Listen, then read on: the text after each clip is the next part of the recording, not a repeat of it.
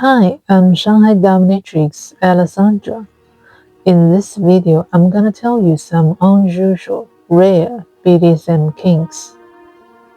The world of BDSM is vast, with a rich tapestry of desires, fetishes, and kinks that go beyond the traditional boundaries of what most people might expect.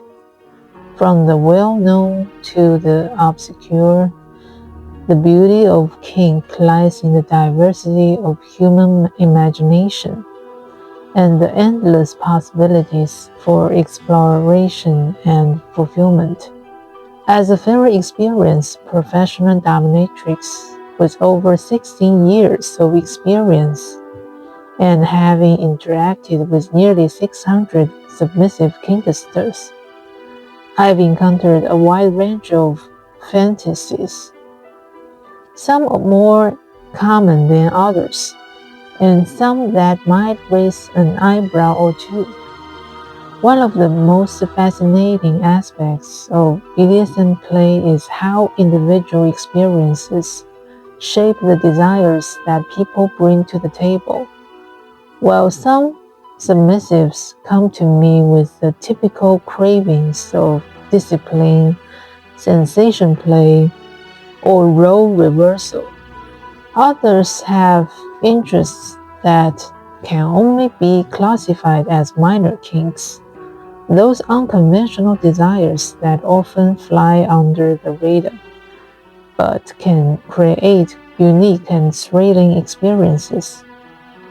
In my years of working with submissives from around the world, I've come across some incredibly unique kinks that, while they may not be commonly discussed, are incredibly meaningful to those who seek them out.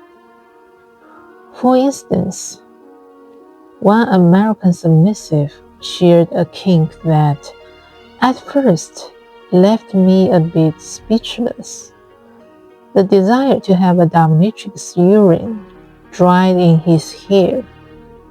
It's not every day you encounter a request like this, and while it was certainly unexpected, it opened my eyes to the ways in which body fluids can play an important role in fetishistic desires.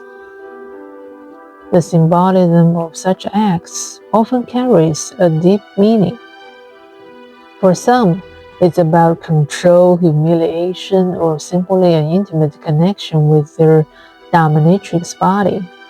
Regardless, it's a reminder that BDSM can encompass so much more than simple power dynamics. Then there was a British submissive whose kink involved something even more surprising: his desire to snort the urine of a dominant woman. The method for fulfilling this particular kink was unusual, as I would pee into a bag connected to a thin pipe, which would then be inserted into his nose for him to inhale.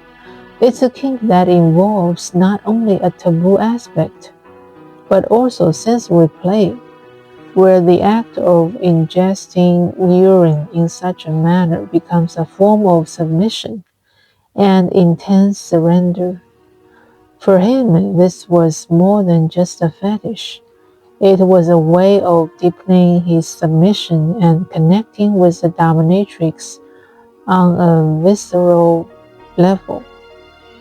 These kinks, though not commonly seen in the broader BDSM community, are still legitimate expressions of desire for those who find meaning and satisfaction in them.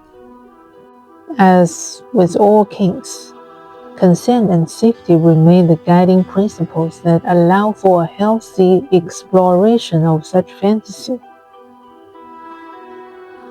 What fascinates me about these minor kinks is how they reflect the incredibly personalized nature of BDSM.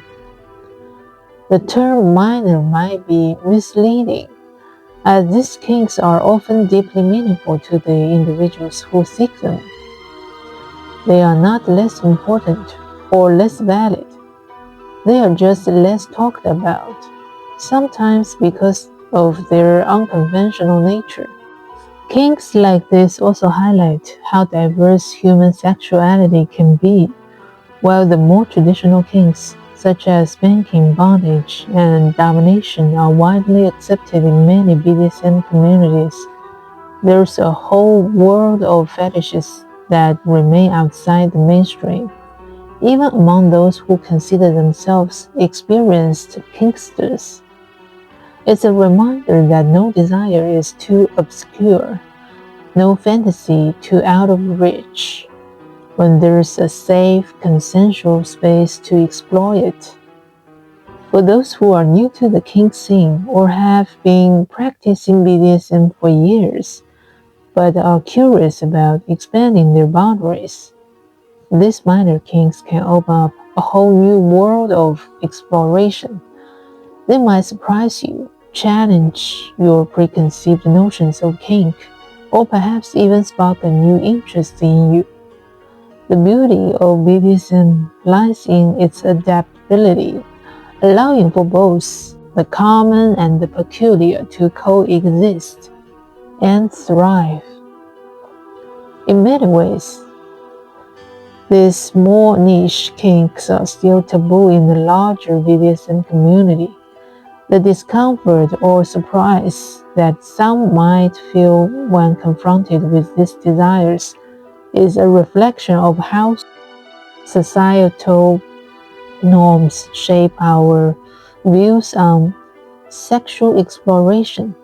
However, the strength of the kink community is its ability to embrace diversity without judgment, whether the kink is something as seemingly simple as a specific type of sensory play or as complex as body fluid exchanges. It's important to create an inclusive space where all fantasies are respected and safe to explore. For submissives with unconventional desires, the act of sharing their kinks with a dominatrix or a potential partner is an act of trust. It requires vulnerability, and that vulnerability often leads to deeper connections, more intense play, and greater satisfaction.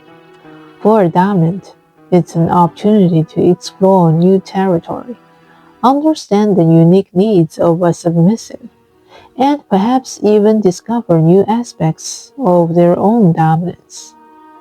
At the end of the day, the world of BDSM is about understanding, exploring, and pushing boundaries, whether that means delve into the familiar or step into the unknown. Minor kinks, no matter how unusual they may seem, provide a glimpse into the diverse and multifaceted nature of human desire. As a dominatrix, one of the most rewarding aspects of my work is witnessing my submissives' growth and the trust they place in me as we explore the fantasies that excite and fulfill them. So whether it's a more widely known kink or something that's considered a bit off the beaten path, I encourage all kinksters to keep an open mind. Don't be afraid to explore those unspoken desires and challenge the boundaries of your own pleasure. You might just discover a new kink that takes your BDSM journey to a whole new level.